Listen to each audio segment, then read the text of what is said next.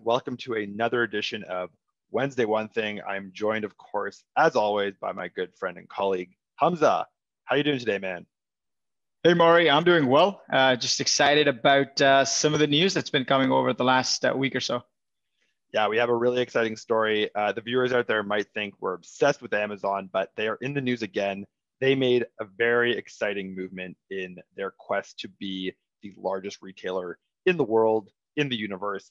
They recently acquired a company based in Australia called Selz.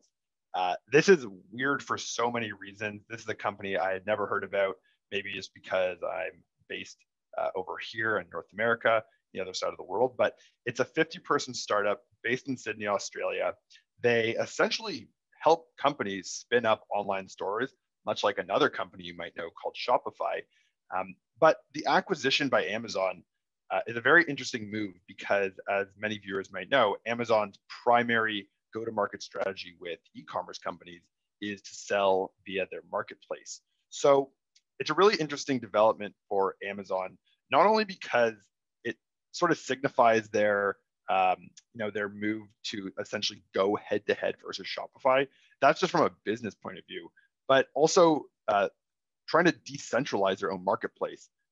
I'm a shareholder in Amazon, so I read their quarterly reports and their earnings, and they really don't talk too much about their marketplace. So it's always interesting to see why a company might ditch something that's going very, very well and shift business strategies. And that's why I have Hamza here, who can sort of demystify some stuff that's going on with how Amazon as a business functions, where marketplace exists in their business strategy, and what the acquisition of Selz means for the future of Amazon. And I surely want to know because I want to see Amazon stock go to the moon. So Hamza, I'm going to throw it over to you to help explain some of this. Yeah, well, not any vested interests there then, Maury.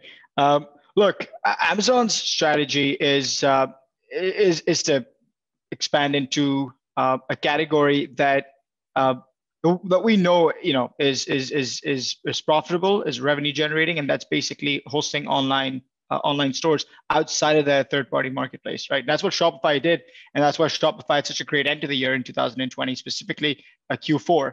So with Amazon, it's funny, and you're right, they don't really talk too much about their third-party marketplace, but I'm not sure why they don't, because they should, and that's because they actually make significantly more revenue through that third-party marketplace than they do with AWS. I mean, I feel like that's a fairly well-known fact. The profits from AWS are much higher, but in terms of actual revenue, it's estimated to be about 120 billion for the third-party marketplace, whereas it's about around 50 billion for AWS. And the third-party marketplace represents about 300 billion of Amazon's 490 billion GMV. So Amazon acquiring Selz and moving into that space is a pretty clear indication that they just want to, they've sort of noticed what's been going on outside of the Amazon ecosystem, and that there's great stuff going on, that there are founders that are launching their own brands, hosting it on their own websites, and overall hosting it on places like Shopify or other e-commerce platforms. And it looks like Amazon's joining in on the fun as well. So a lot of signs here, especially for e-commerce founders, and the decisions they're making, and also for people who aren't e-commerce founders yet, but are looking to maybe become one in the future. What it really means is there's so much more opportunity in terms of the places where you can launch your business, and what that means for e-commerce as well.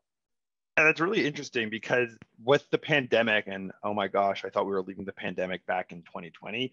We saw that the rate of people starting businesses in the US has skyrocketed. People are spinning up new businesses. E-commerce is obviously one of the lowest barriers to entry. And I think Amazon just wants a piece of that pie. Like, they're seeing Shopify with their messaging, we're arming the rebels. All their branding is tailored to getting people to start using their site to spin up their business. I think Amazon is actually quite a good fit for this. People just starting up their first business, especially when you tie that to all their other services like AWS. They also have building an application marketplace. That's really where people get value out of Shopify. The ease of spinning up a store. They have a lot of third-party apps that you can get started right away. For Amazon, they already have a lot of people on their third-party marketplace. They already have the distribution. I'm sure they can tie all these services into their e-commerce offering. the last thing that people really just dislike about Amazon is the fact that it's a marketplace and you lose control over your messaging. So if you put up yoga mats, you're up against every other yoga mat company out there. Well, now if you just have your own specialized Amazon store, you control the branding, you control the messaging. Maybe Amazon helps you with the fulfillment on the back end. Maybe Amazon gives you a bajillion Amazon AWS credits to host whatever else you want to do with your site. So I think it's actually quite interesting.